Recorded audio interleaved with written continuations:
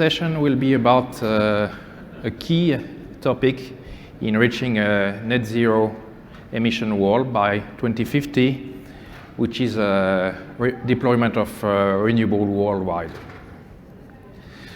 We are already observing worldwide a fast-paced development of renewable in many countries, and that's quite widespread across the world. However, in spite of this fast development of renewable in many parts of the world, we are also seeing obstacles in this development.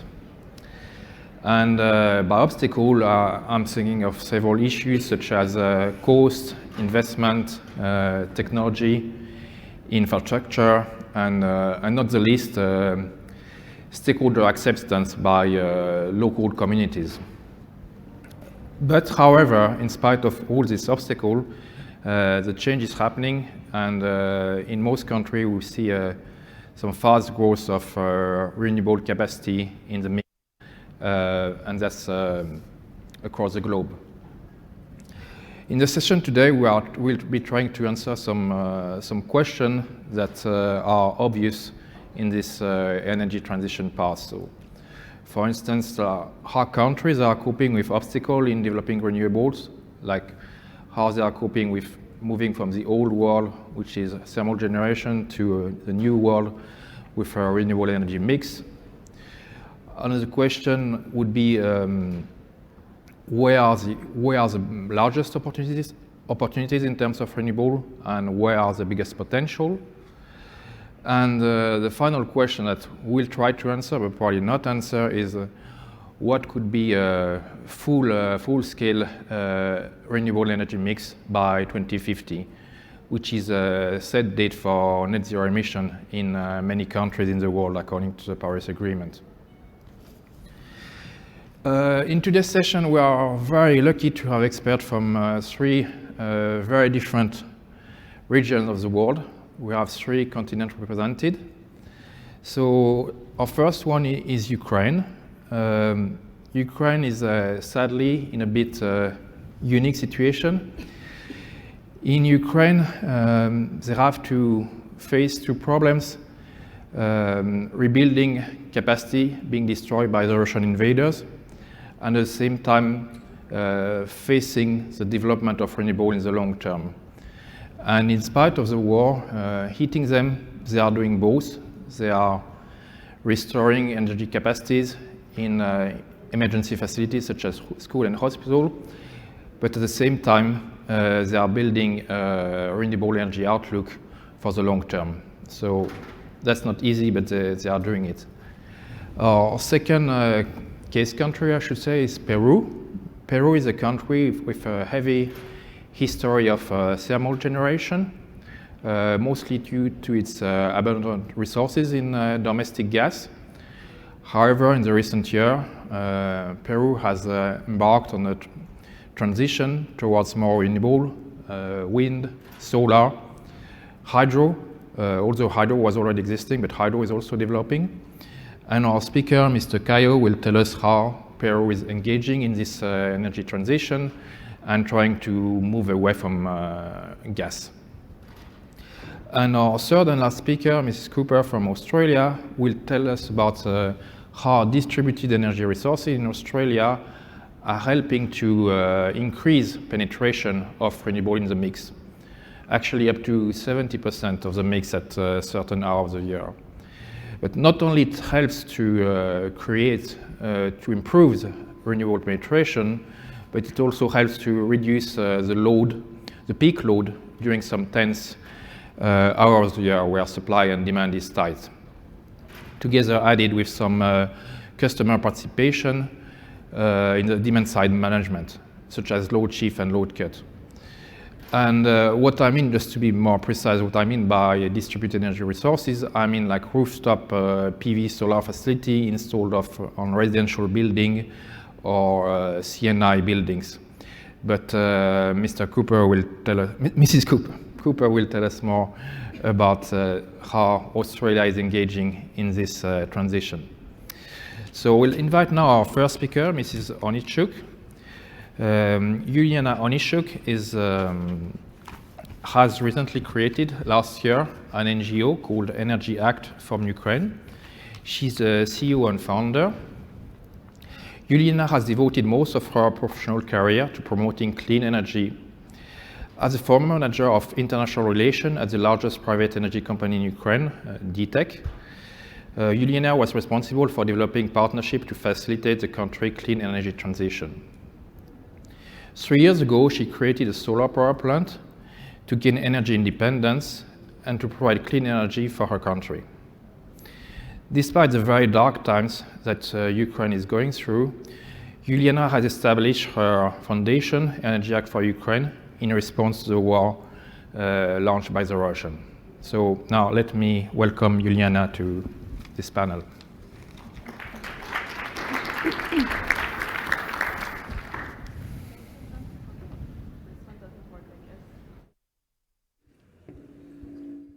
No? Okay. Okay, perfect.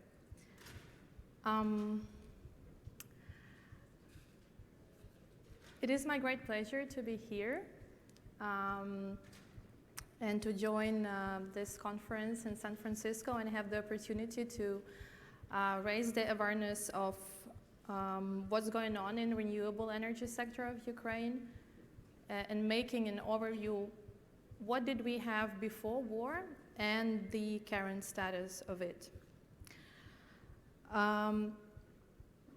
And I also would add in the introduction that Jonathan said that our NGO is now contributing to the renewable energy development in Ukraine by building hybrid solar power plants with energy storages for schools and hospitals. So this is our main mission, to ensure reliable and sustainable energy supply to critical facilities. But in the meantime, I will make an overview of renewable energy sector. So, and I would like to start from some key facts that are important to know where actually we were in 2022. So Ukraine was following a lot a European agenda. We successfully implemented third energy package that the main point of it was to liberalize electricity market, and we did it by 70% in 2022. And at the same time, Ukraine already committed to implement the current fourth clean energy package, or how European Union call it clean energy package. That had to boost renewable energy sector in Ukraine, putting a consumer at the heart of the electricity system, and to force the flexibility market development, energy storage, and so on.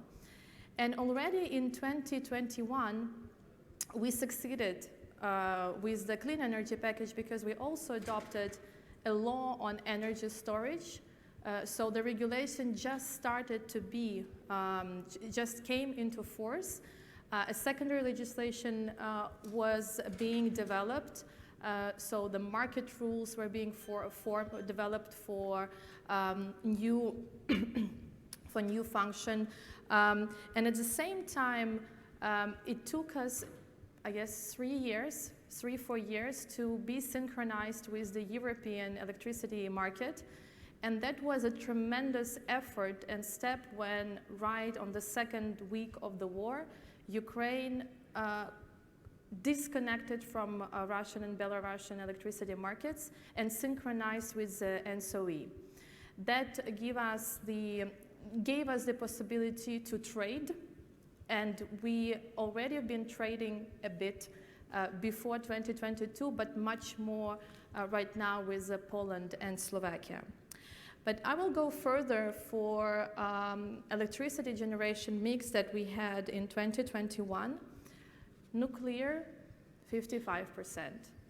39% is the thermal power plants that, of course, based on coal. And only 8% we succeeded with the renewables, and as you can see, solar plays a crucial role and a leading role in renewables development in Ukraine. Most of the wind and solar are based on the south and the east of Ukraine. I will talk about damages a bit later, but here I would also like to point your attention to the biomass sector and the hydro. Hydro plays a crucial role in Ukraine. We have around 10 hydropower plants. One we lost just recently, Kakhovka thermal power plant, but a lot, if we look at the development of renewables for the last years, you can see how fast it started to develop from 2018. And there is a reason for it, because the European renewable sector was developed, the instrument that the state chose was a green tariff. So they adopted the law on green tariff in 2014, and Ukraine energy sector was boosting with solar so fast that the state even didn't expect that Ukrainians will be so quick and smart to build so many solar power plants that right now, before war, we faced an energy crisis because state has huge debts in the renewables and cannot actually really pay to solars, to industrial solar power plants right now. So it's a bit of pain for me too, but what I wanted to point here is that we did develop very successfully. Domestic solar power plants succeeded a lot. Comparing in 2021, the development was plus 36%. And if you compare it 2021 to 2022, it was 78% during the war, while basically Ukrainians started to ensure that they have storage and a small solar power plant in their house. And that was probably the only, it is the only sector that is now developing a lot, domestic solar power plants. And here I also would like to point the development of bioenergy in Ukraine, because the bioenergy was steadily developing every year, plus 11% of development. And according to estimates of Bioenergy Association of Ukraine, by 2030, Ukraine will be able to completely replace imported natural gas with its own biomethane and solid biofuels in volume of up to 10 billion cubic meters per year. So this is our potential that we have.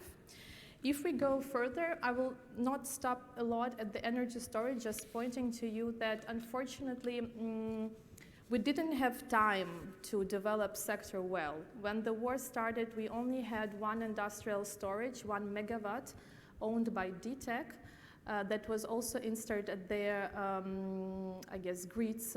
It was a grid facility, but this is the only one for now.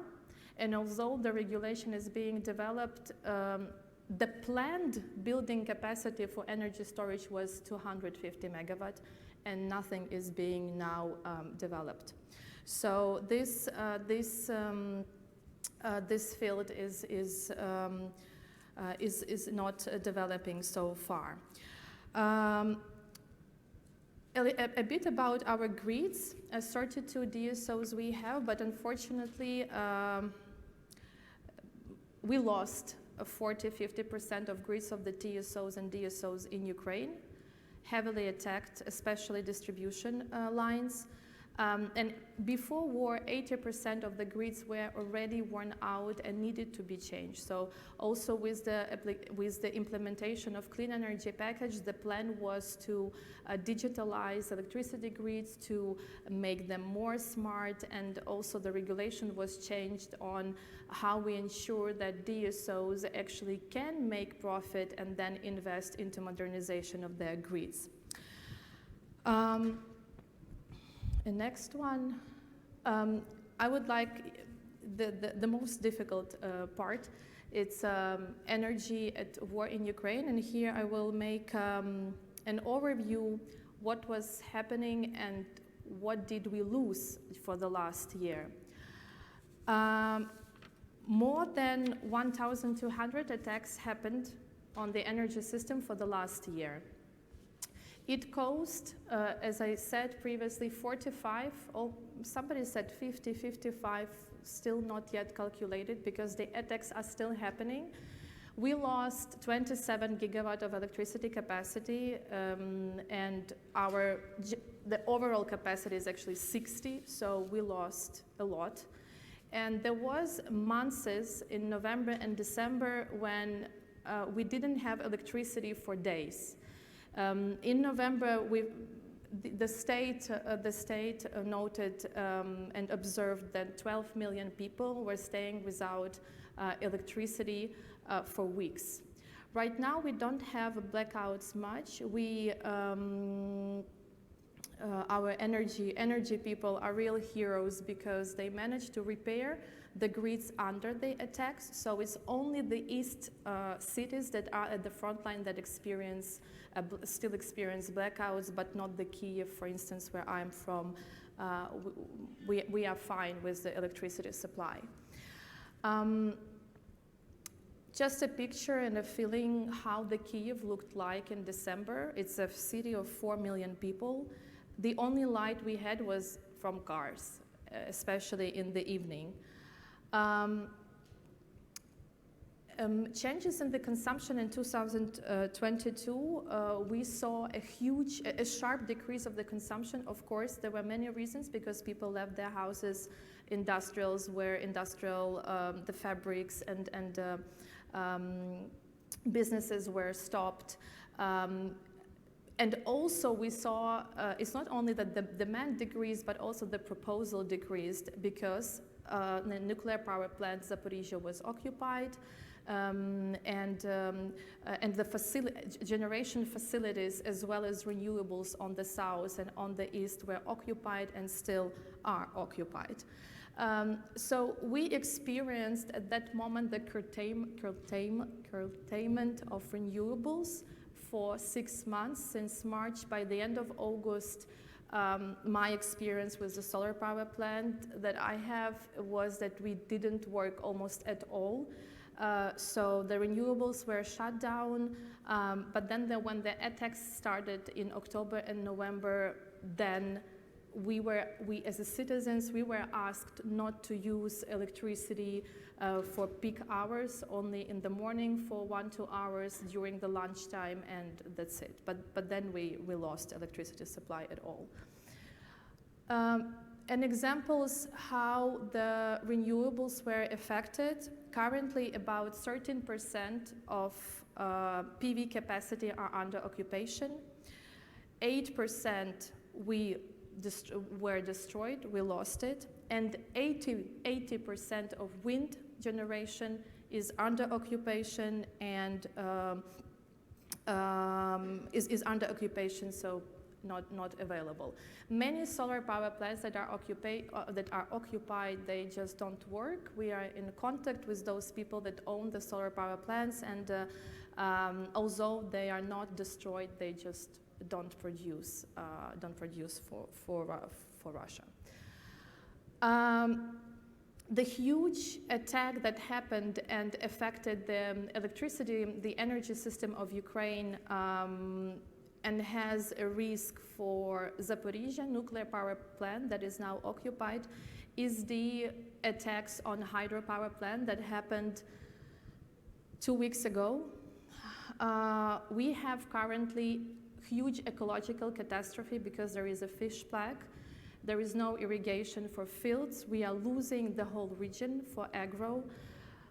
It is a social catastrophe. There is no drinking water because this hydropower plant was giving water for the whole Kherson region, and it's more than 10,000 settlements. We found a lot of dead people in the water because during the evacuation, Russia was shelling and killing people right during the evacuation. And that was a huge effect on animals because people, just thousands of animals were at home. We were trying to evacuating them. When I'm saying we, I mean volunteers and NGOs. And, but the catastrophe is that the water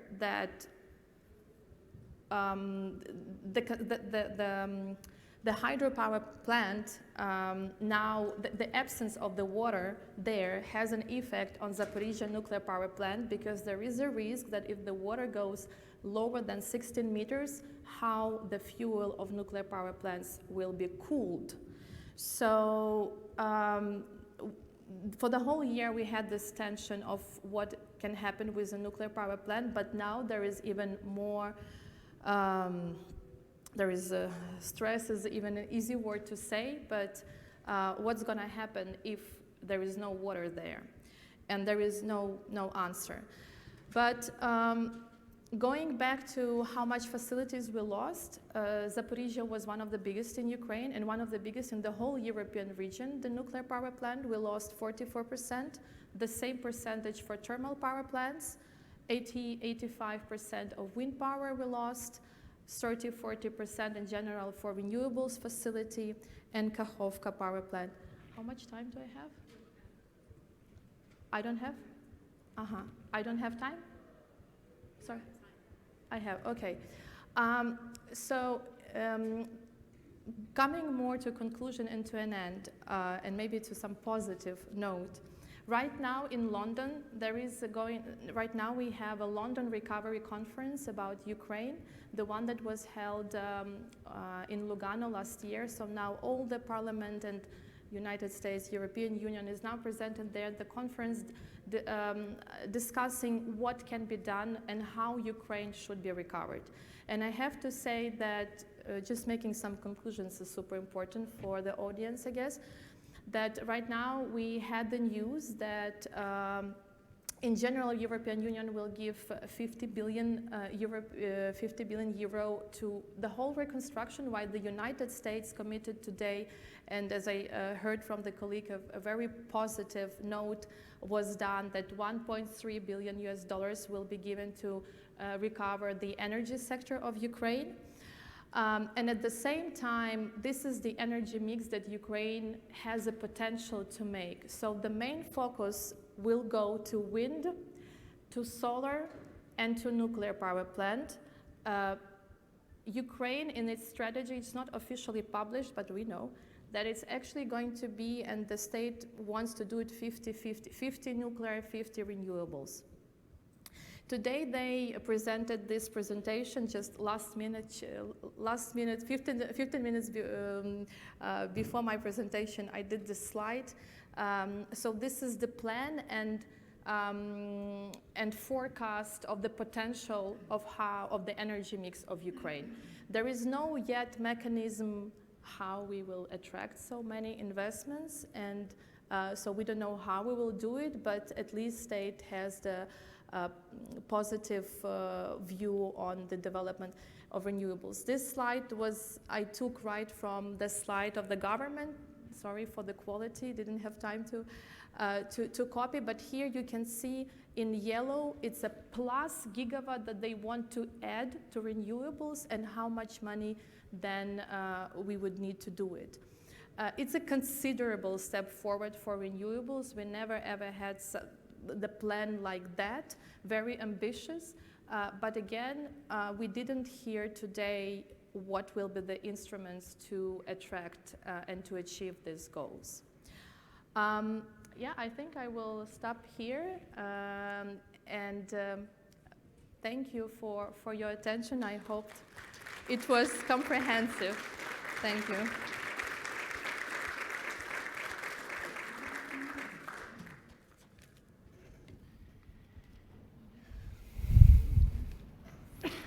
Thank you, Juliana, for your presentation.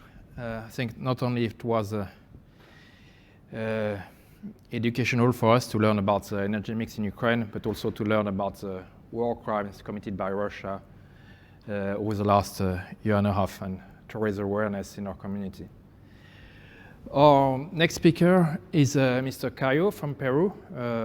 Juan Miguel Cayo is the CEO of Phoenix power generation company in Peru, which operates in the Peruvian market, but also internationally. Juan Miguel has vast experience in the energy sector, not only in Peru, but also internationally. He has been head of regulatory affairs for Latin American countries at the Enel Group.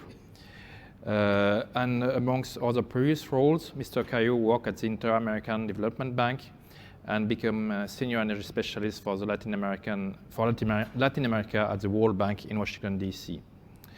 Mr. Cayo has extensive experience also in the public sector. He has been Vice Minister of Energy from 2004 to 2006 in Peru, and he was also Vice Minister of Economy between 2006 and 2007. So please welcome Mr. Cayo to the floor.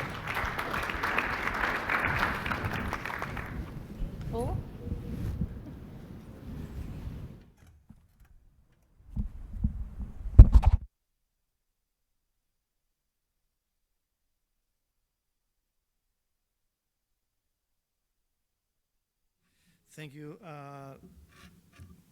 I want to thank for the invitation to participate in this important conference.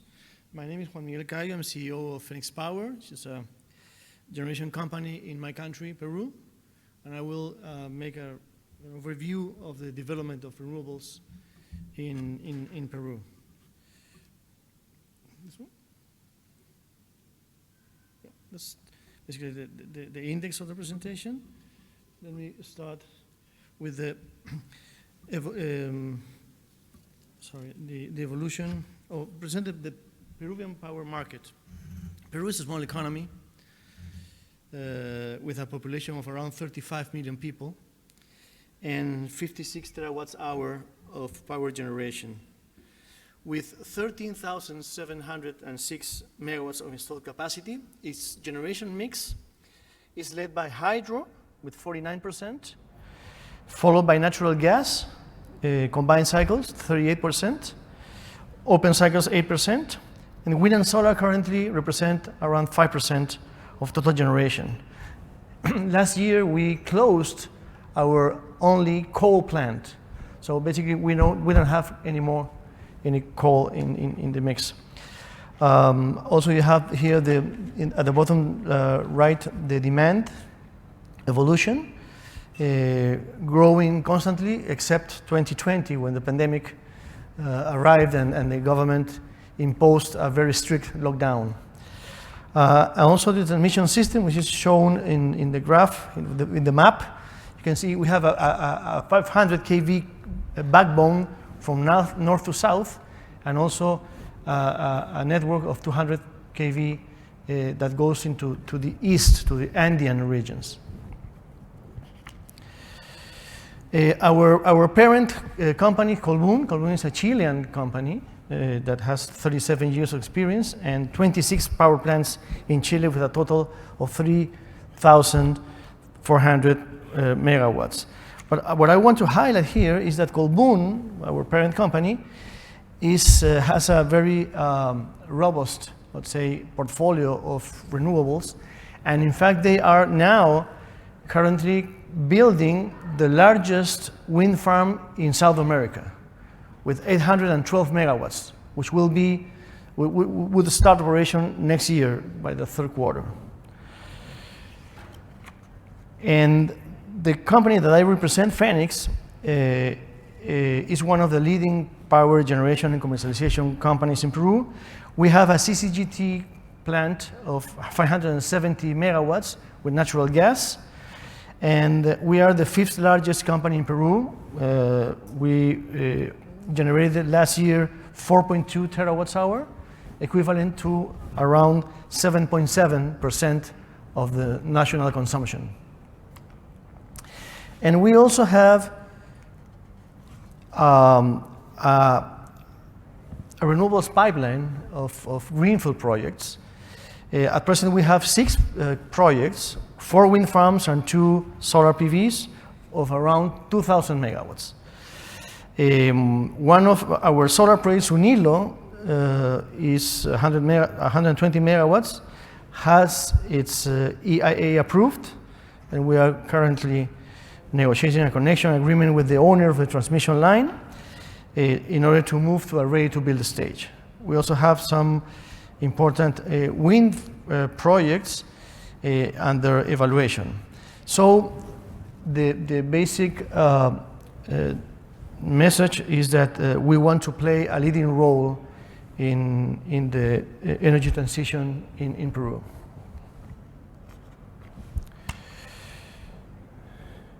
Just to have a quick view on the recent development of renewables in my country.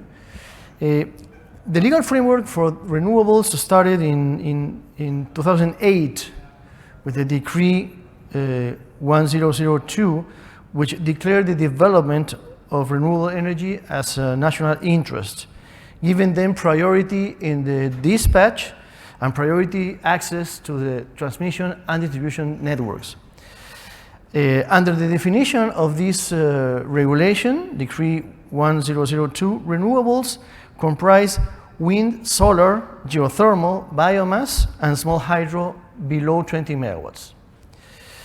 And the mechanism for promoting the development was feed-in tariff tenders for each technology in which the renewables plant are guaranteed firm prices under a 20-year PPA with the system, with the government. And how does it work? Basically, the renewable plant injects energy into a spot market, and if there's a difference between the spot market and the guarantee revenue, the guarantee price, the difference is charged to all the regulated consumers. So there's a sort of cross subsidy from the regulated markets to the renewables. That's how it works. No? You have annual revenues guaranteed, what you inject in the spot market, and the revenues from the spot market, and the difference, the gap, is basically shared by all the regulated customers. Peru is part of the main international protocols and accords regarding climate change, and in a recent decree in January 2022, the Peruvian government set a new target for renewables of 20% by 2030. No? This new target shows the will of the government to promote renewables in Peru. And this is the renewables evolution. The graph in the left shows the participation of the different sources in the generation mix. Back in 2010, renewables was 0. While fossil fuels, natural gas and diesel mainly, were 41%, and the blue is hydro.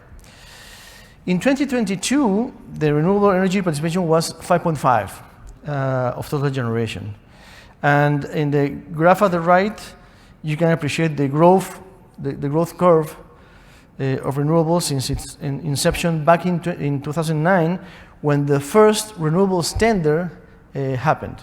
We had four tenders in total. The last one was in 2015. This is very important to show. This is the reduction of prices of renewables in Peru. In the first tender, solar PVs were awarded at $225 per megawatt hour. And in the fourth tender, it went down to 48. In the case of wind plants, in the first tender, they were awarded at $79 megawatt hour, and then fall down to 37.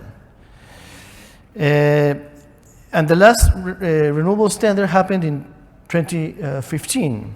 Since then, the unit costs of wind and solar technologies have continued to reduce.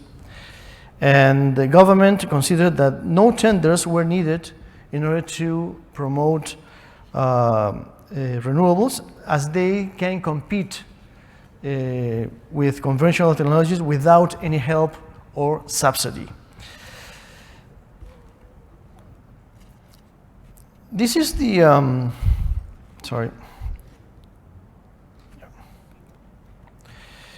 this is our estimation of the LCOE evolution for solar PVs and for wind farms in comparison with a thermal CCGT. You can see a sharp reduction of the development costs in solar and wind. And today wind is cheaper than a CCGT, despite the fact that Peru has a very cheap natural gas source, the Camisea fields, with a control price. So the price for power generation is $2 per million of BTU. And even with that cheap price of gas, wind is now cheaper, and we project that in the next 5 years, both wind and solar will become cheaper than CCGTs. This is the potential. Peru is blessed by nature in terms of the levels of radiation and winds. In the case of wind, we have 411 megawatts currently installed and distributed along the coast, but there are some 1,300 megawatts under study. In the case of solar, we have 282 megawatts in operation, but there are almost 12,000 megawatts under development. So if you combine wind and solar projects, it's 25,000 megawatts for a country with 13,700 megawatts of capacity installed. These are huge numbers. Okay? And also I want to highlight that in the case of the wind farms under operation, the load factor is more than 50%, in some cases 57%. So it's basically like a run-of-river hydro plant. Excellent potential for renewables. So with all this potential, what are the main obstacles and challenges? Basically,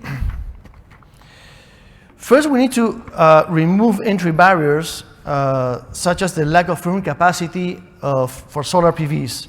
According to current regulation, a technology must have firm capacity in order to sign PPAs and also to participate in the tenders promoted by distribution companies for the regulated market. Another obstacle is the obligation of power plants to supply on a 24/7 basis. Of course, solar by themselves cannot do that. So the Congress is now discussing a bill that would lift some of these obstacles to allow solar plants to participate in the regulated market tenders. Other challenges are referred to the creation of ancillary services market, challenges from the financial side, how to develop a proper regulatory framework for the storage, and the creation of a liquid tradable market for renewable certificates. Just a quick view on another challenge is the simplification of permits. Permits are a headache in Peru. It takes between 3 and 6 years between environmental certificates and archaeological permits in order to develop a project of renewables. I'd like to know how these terms compare with other markets. In particular, in the case of the environmental certificate, depending on the complexity of the project, the environmental certification can take between 1 and 2 years for preparation. In the case of the ancillary services, as I mentioned before, the challenge is to create a proper market in which these flexibility services are priced and traded. And finally, in the case of storage, I'd like to mention that currently in Peru, the battery systems are used mostly almost exclusively for providing primary frequency regulation. And the regulation for a broader use of storage is under preparation. The system operator and the regulator are preparing this. And finally, the Congress is discussing a bill to lift these barriers of entry for the solar by creating hourly blocks, so they can accommodate the solar when they are present in the dispatch, separating the contracts between energy and power, and also creating a market for ancillary services Basically, we believe that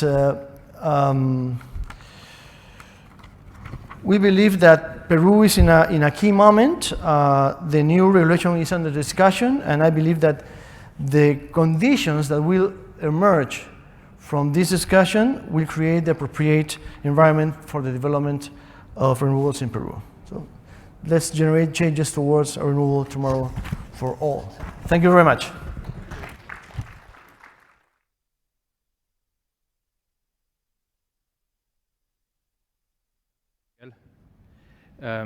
As we can see, having a country with very favorable conditions for wind and solar is not sufficient. There needs to be some government willingness and some regulation favoring the development, so it goes hand in hand. I will now invite Dr. Kuiper from Australia. Dr. Kuiper is a distributed energy resources specialist and a senior advisor to the Smart Energy Council. Gabrielle is an energy, sustainability and climate change professional with over 20 years of experience in the corporate world, with government, NGO and academia. She was previously the DER strategy specialist with the Energy Security Board. Prior to that, Dr. Kuiper held a senior executive and some senior advisory energy-related position in the office of the Australian Prime Minister, and also at the Public Interest Advocacy Centre, and also in the New South Wales government. Should be added that Dr. Kuiper is a regular contributor to IEEFA. She has been participating in several publications in IEEFA Australia, and we thank her very much for her participation and contribution. Please welcome Dr. Kuiper. Thanks, Jonathan, and thanks to my fellow panelists. It's a delight to be back here again at the IEEFA conference. I'm going to take a different tack by not only focusing on distributed energy resources, but I wanted to start by saying stoking fear is relatively easy. It's one of the reasons the fossil fuel industry is currently winning. It's not that hard to make people afraid. Stoking optimism or courage is harder, but I'm going to try and do that today. That one. Okay. So we've seen an enormous amount of technical scaremongering about renewables and particularly about rooftop solar in the Australian grid. You know, if I had $1 for every time someone had said rooftop solar is going to break the grid or any variation thereof, I would be very wealthy by now. We even had the CEO of the Australian Energy Market Operator last week talk about these issues. The irony is Australia has more rooftop solar per head of population than any other country on Earth, and so far the grid has not broken. So we've seen Australian households and businesses leaping onto rooftop solar. Very high or increase in electricity prices has helped significantly with that, has easy permitting and some subsidies to start off with. There are small subsidies still in place, but the payback period for rooftop solar systems in Australia now is 3 to 4 years. It's actually quite extraordinary how successful the industry has been.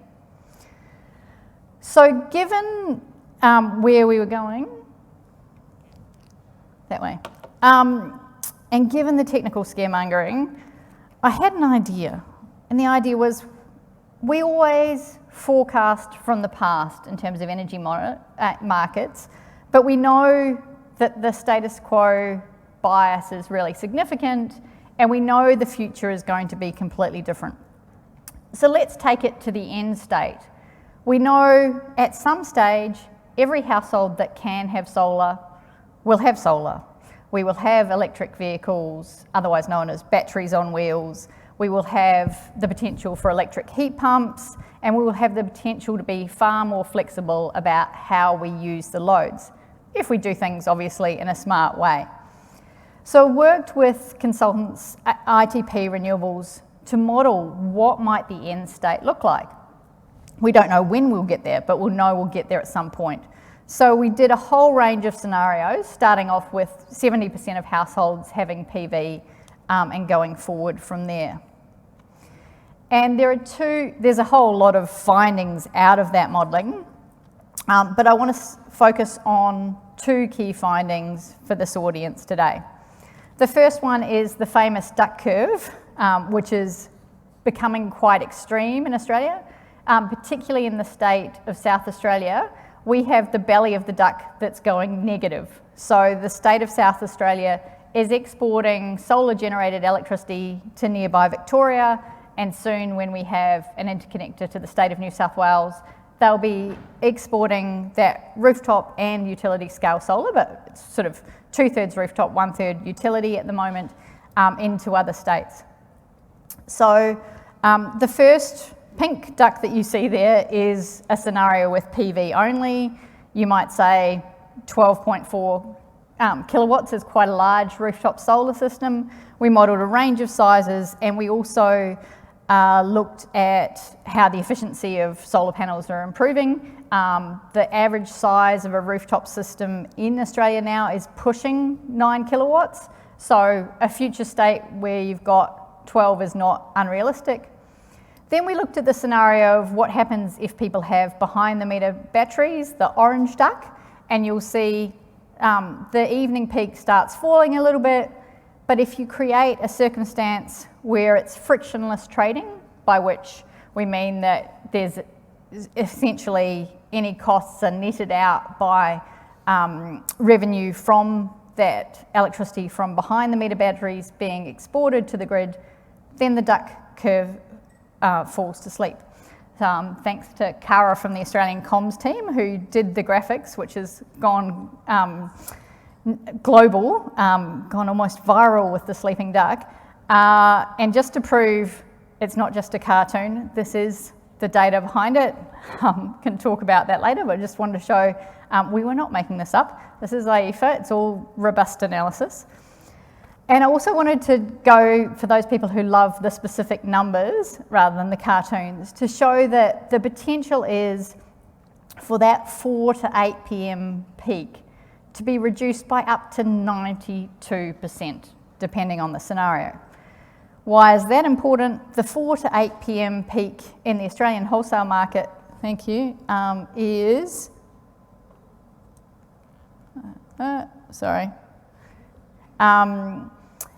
is where all of our gentailers have made all their profits. So we've had the combination of generators who own all the large coal and gas-fired power stations, who are also the major retailers. There's been 3 or 4 of them over the last decade, and that's where all their profits have been.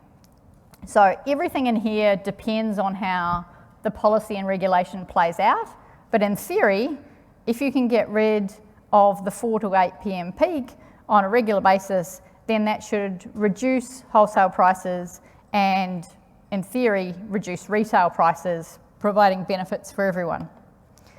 That's interesting. Wholesale prices depends on, what's happening in the market, but 25 to 30% of anyone's household bill is potentially the wholesale prices.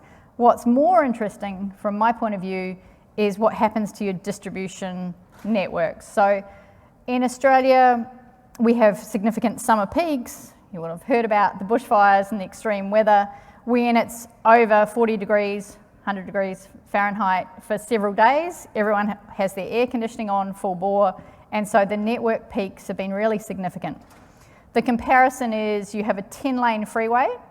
2 of those lanes are only used for 40 or 50 hours per year, but you have to build a 10-lane freeway to cope with that. So some might say that our distribution networks, our local poles and wires, have been overbuilt to cope with that capacity. Now, obviously, when you have everything in terms of flexible demand, behind the meter batteries, soaking up the solar at lunchtime, you can also significantly reduce those summer network peaks. There is a challenge, and I should say this is very much an Australian situation, but in the south of Australia where we don't have so much sunshine in winter, that would be more comparable to a European situation. And then we have challenges in winter. And it's important to identify, especially with electrification of gas heating and hot water in the state of Victoria, that there could be increases in the winter network peaks.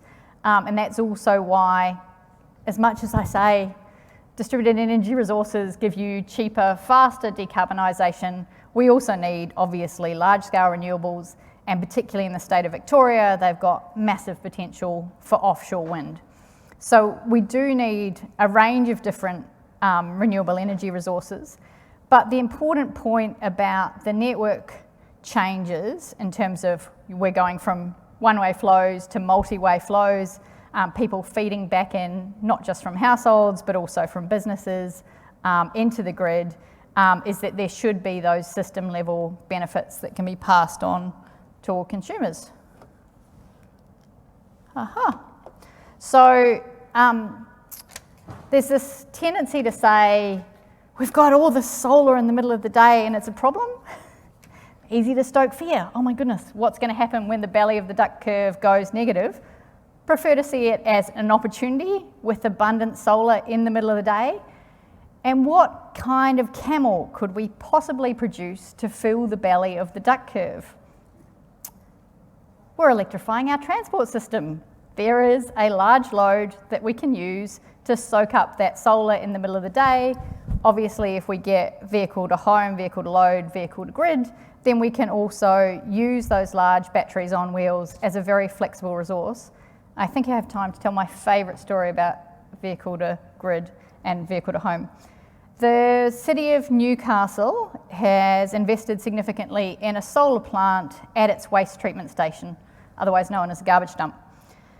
They are now buying electric garbage trucks. The electric garbage trucks will go and dump their garbage and they will refuel at the solar power plant.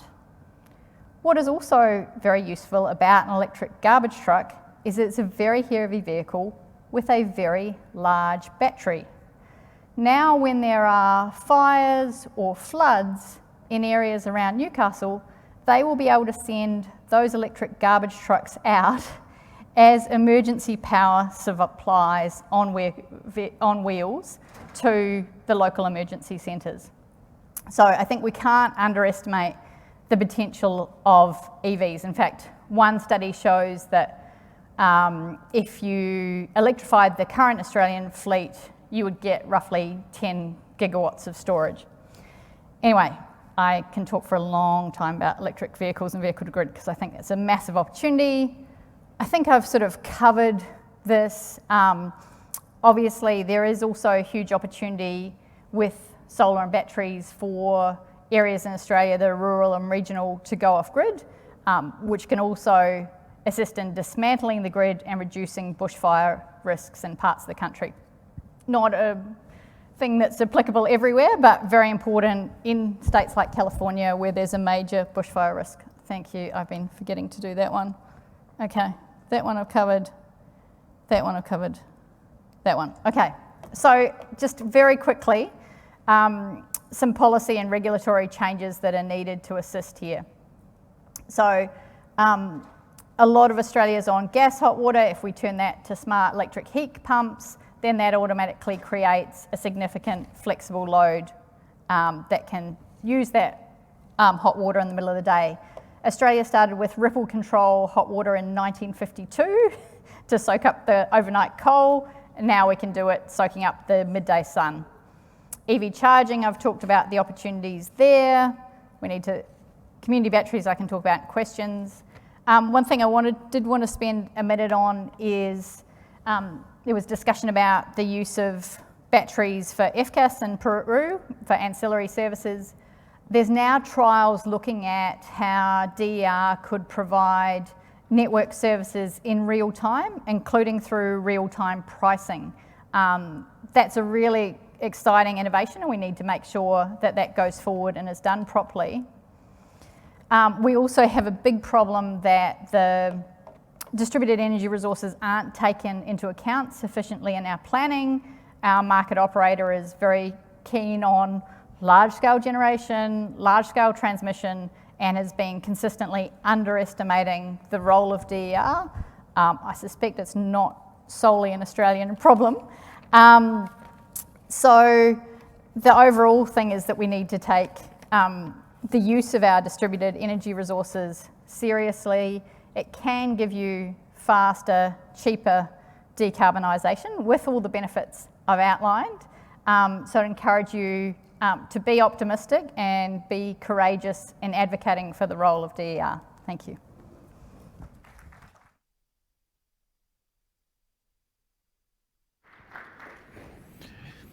Thank you, Gabrielle. I believe we have time for, we are short in time, but we may have time for one or two questions. So, any questions? Yes, sir. Can you come to the mic here? So, second question.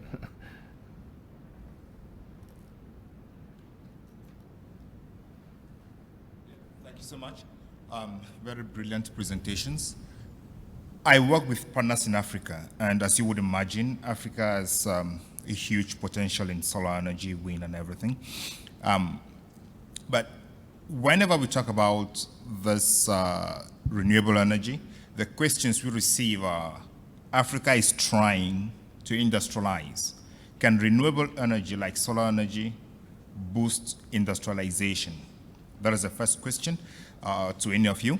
Then another question to any of you is, as you get the renewable energy going and feeding home production, are consumers seeing a drop in the pricing of electricity, or is it the same as it used to be? So, because these are questions that we face, that we come across when we were preaching this doctrine, and of course, the doctor used the example of the fear factor, which might be shaping policy in most of the countries in which we work. Thank you. I think that's mostly for me. Absolutely, you're right. This is all about the potential. It's not about the risks. In terms of industrialisation, rooftop solar installation and associated sort of deployment is currently about 10,000 jobs in Australia, and those are mostly small family businesses. So there's huge potential. Also in terms of like commercial and industrial, we're seeing increasing numbers of 1 megawatt, even 5 megawatt, 10 megawatt rooftop solar installations on industrial facilities. They're also installing batteries, and both households and commercial industrial facilities are doing this because the price is so much lower. That 3 to 4 year payback period, once you've paid back your rooftop solar system, then you're dramatically decreasing your costs, particularly because you're not having to pay those network tariffs for the electricity you're importing from the grid. So huge opportunities. Just to add up to your first question, you mentioned the lack of industrialization in Africa. From my experience, I would tend to believe that lack of industrialization is due to lack of capacity, but capacity creates demand. So if you create capacity, if there is solar capacity for generation, industrialization will follow up. So that's pretty much a rule I've seen in many African countries. Do we have time for a second question? A quick one, yeah. Just a quick one. We started late. So just a quick one. So lots of great ideas. I think there is a lot of cooperation that needs to happen to make it possible in the emerging economies, which is the hotbed of the transition that needs to happen. How do we actually make it happen among the governments, which is the biggest kind of facilitator for all of these things? I guess what I would say is to show them what's possible, and that there's all the job creation, there's the local economic development, potentially in some countries you can do the manufacturing, even if it's not of the rooftop solar panels themselves. There's all of the associated things for batteries and for heat pumps and all the rest. I think as I said at the beginning, it's harder to sell a positive vision of the future, but what I'm trying to do with another board I'm on, it's called the Superpower Institute, makes me sound like a superhero, but it's actually about showing Australia can be a renewable energy superpower, and what we're trying to do, and happy to provide examples and talk to anyone internationally, is to show what Australia has done so far, all of the benefits that have resulted, and also the fundamental, we know that energy is a fundamental cost input, so as soon as you can reduce that cost, you can reduce inflation, as was discussed this morning, or just increase GDP by decreasing your energy input costs. Thank you. So I think we're out of time, but thanks for your attention.